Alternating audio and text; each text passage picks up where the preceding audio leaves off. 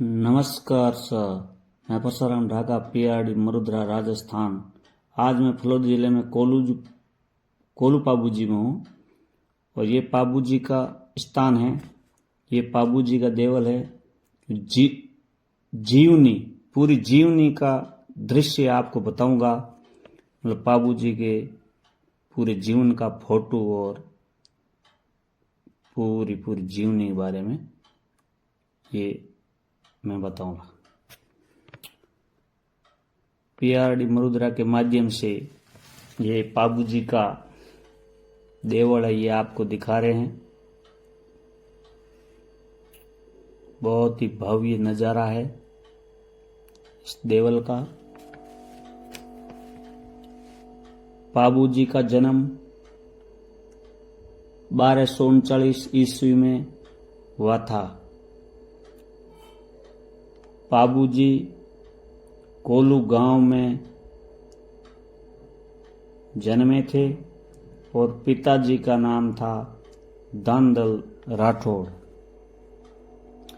माताजी का नाम था कमला देवी और पत्नी का नाम था सुपियार सोडी। बहनों का नाम था जिंदराव खींची और पाबूजी का कुल था दांदलोत शाखा के राजपूत राठौड़ व राव सिंहा के वंशज हैं। पाबूजी के पास जो घोड़ा था वो केसर कालवी घोड़ी थी पाबूजी के पास में। पाबूजी की वीर गति 1276 में देछू गांव में हुई थी और वर्तमान में पाबूजी का मंदिर है कोलू, जो फलोदी जिले में आता है, लोहावट तहसील में है। मेला लगता है कोलू में चैत्र की अमावस्या को। पाबूजी का भव्य मेला लगता है कोलू पाबूजी में।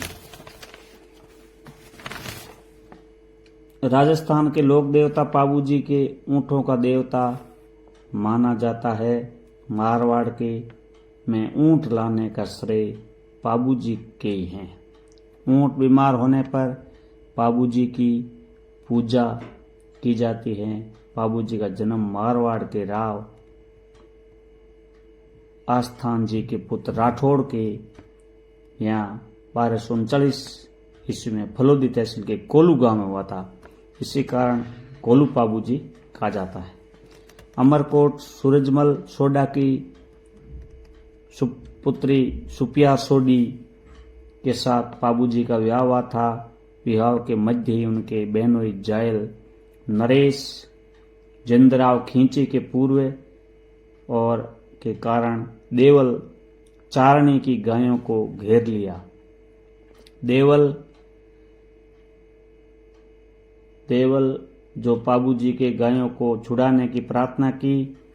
3 फेरे लेने के पश्चात चौथे फेरे में पूर्व में ही देवल चारणी की केसर कालवी घोड़ी सवार होकर गायों की रक्षा के लिए रवाना हो गए, जिनकी पूजा राजस्थान और आसपास के क्षेत्रों में गुजरात और सिंध तक होती है। इन्हें पशुओं के रक्षक देवता के रूप में पूजा जाता है। नायक समुदाय के लोग जो भोपा कवि गायकों द्वारा गाई जाती हैं, पाबूजी की कथा और परंपरा के अनुसार आधारित हैं। दांदल राठौड़ के 4 बच्चे थे, 2 बेटे और 2 बेटियां, सोनलबाई और पेमाबाई।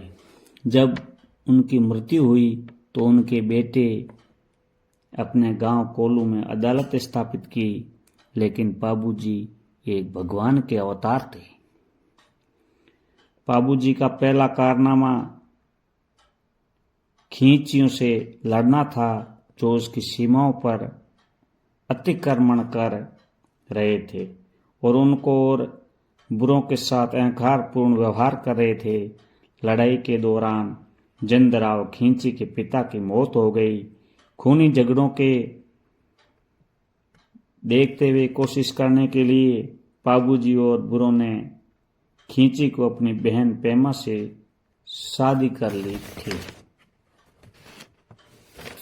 यह है पाबूजी की जीवनी का पूरा आपने मैंने दृश्य बताया है।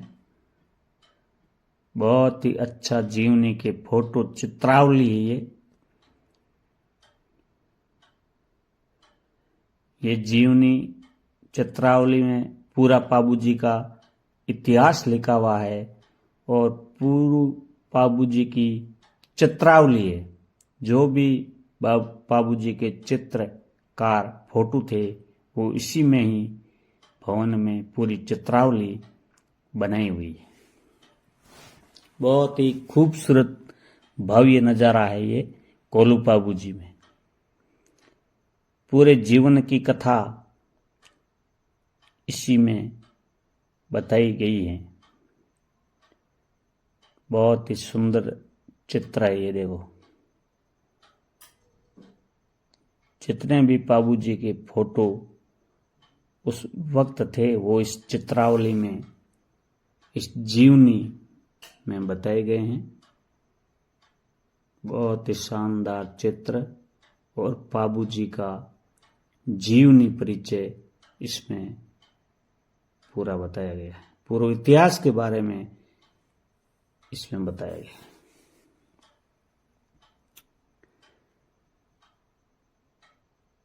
नमस्कार, धन्यवाद।